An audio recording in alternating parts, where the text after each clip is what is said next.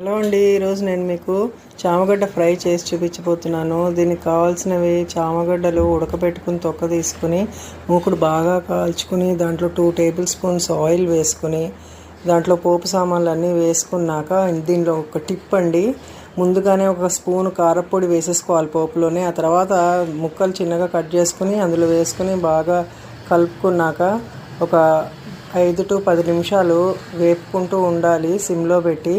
ఇవి చాలా టైం తీసుకుంటాయి, కానీ నేను చెప్పిన ఈ టిప్తో తొందరగా వేగుతాయి. తర్వాత 7 నిమిషాల తర్వాత మళ్ళీ తిప్పితే చూడండి, ఇదిగోండి ఇలా అవుతాయి.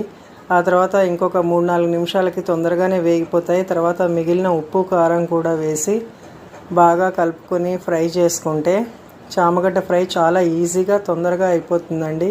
ఈ టిప్ మీరు కూడా ఫాలో అయ్యి ట్రై చేసి ఎలా ఉందో నాకు చెప్పండి. మీ కామెంట్ నాకు చేయండి. మీరు ఎలా చేస్తారో కూడా నాకు కామెంట్ చేయండి ప్లీజ్.